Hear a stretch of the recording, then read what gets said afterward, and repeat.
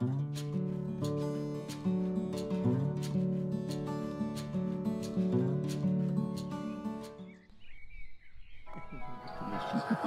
ne te rappelle rien?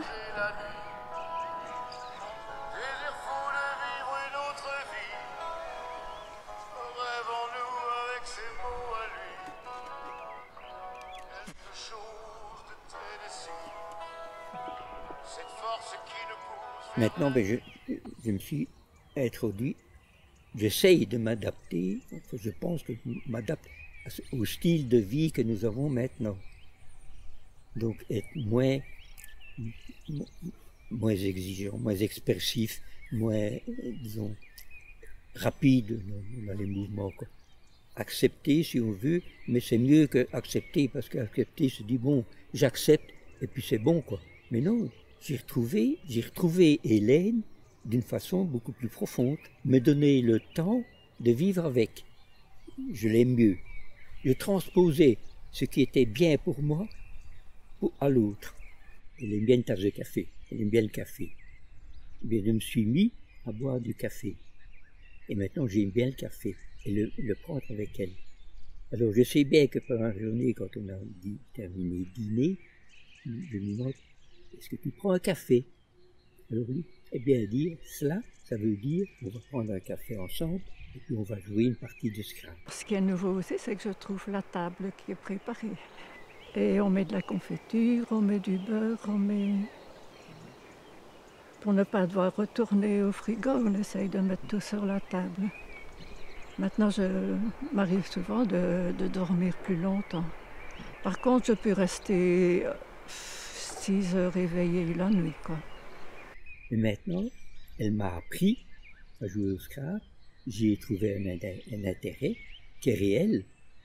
Et alors ça lui fait plaisir parce qu'elle sait que je ne vais pas à tout cela vraiment pour lui faire plaisir, mais parce que j'aime bien aussi. Mais en même temps, ça lui fait plaisir, c'est certain. Ça lui fait 2 fois plaisir si elle sait que j'aime bien. C'est ça qui me frappe le plus, c'est que je découvre Hélène, beaucoup plus que je la connaissais avant. On est ensemble, restons ensemble. Mais maintenant, on est ensemble, ne nous tracassons pas, vivons maintenant. Le répit, mais ce n'est pas une détente, voilà, ouf, on va respirer, ouf, on est un peu libéré, on n'a plus cette contrainte, toujours s'occuper, répondre à tes questions et tout ça. C'est pas ça du tout. Je trouve que c'est une fête parce que Hélène est vraiment, elle est libérée, elle est tout autre quand on se rencontre comme ça. Un week-end, mais un week-end ainsi, avec les Alzheimer, avec les aidants, avec tout ça. Les gens qui ont l'esprit, cet esprit-là, cette connaissance. Eh bien, c'est une détente parce que je la vois autrement. Elle est détendue, elle est contente. Et ce que j'aime bien, justement, dans la plateforme ici Alzheimer du Luxembourg, c'est que c'est pour les aidants et les aidés.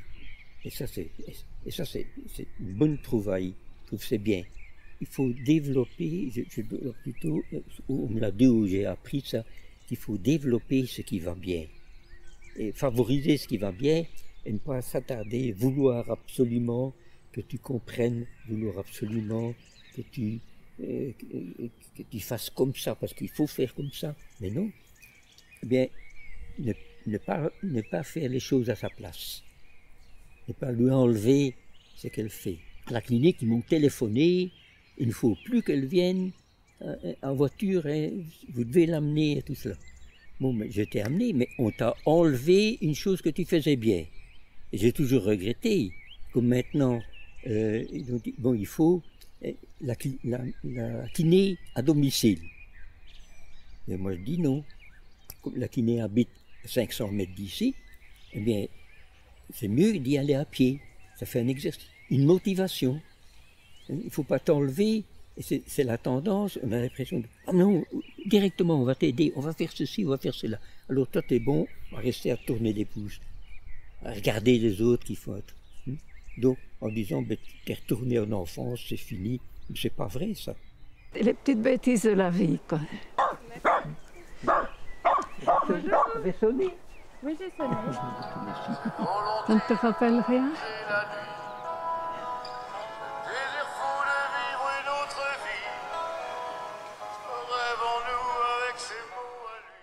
La maladie d'Alzheimer, ça touche la personne qui en souffre, évidemment, mais ça impacte aussi très fort l'entourage de cette personne, sa famille, le couple, les enfants, peu importe.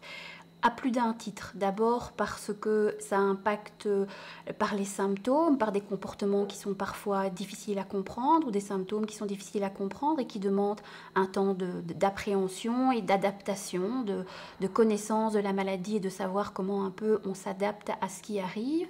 Ça, c'est une chose, mais ça vient aussi impacter finalement le fonctionnement, notamment des couples, parce que la personne qui est malade était peut-être la personne qui était responsable de plein de choses au quotidien.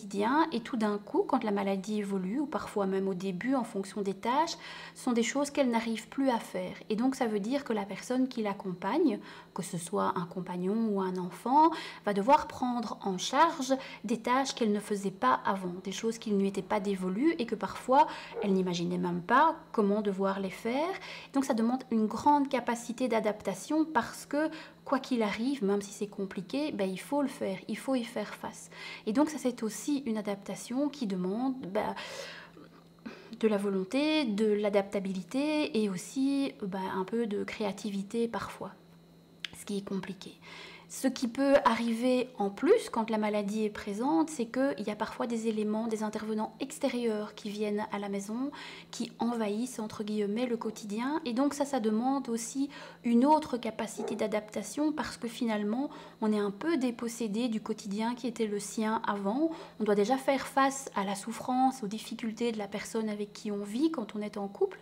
Et on doit s'adapter à tout le reste, ce qui demande quand même pas mal de temps et d'un peu d'essais-erreurs, je dirais.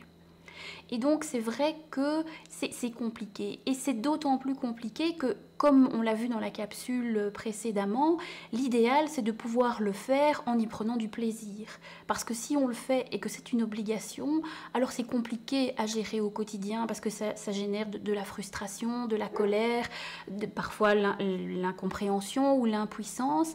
Et donc comme on le voyait bien dans l'exemple précédent, ce monsieur il s'est adapté, il a manifestement changé la façon dont ça se passait entre eux, mais surtout il fait des activités avec son épouse et de manière agréable. Il participe, comme il dit lui-même, il n'est pas spectateur de ça, mais il participe vraiment. Et ça, je crois que c'est ce qui fait toute la différence. Et je crois qu'aussi, une des difficultés, c'est d'arriver à le faire au rythme où la personne évolue. Pour trouver le bon rythme entre aider, épauler, mais ne pas faire à la place pour laisser à la personne qui a cette maladie toute sa capacité d'autonomie, en tout cas le plus longtemps possible en fonction de ses capacités. Ça, c'est pas évident, mais je pense que dans l'exemple qu'on vient de voir, c'était assez bien réussi.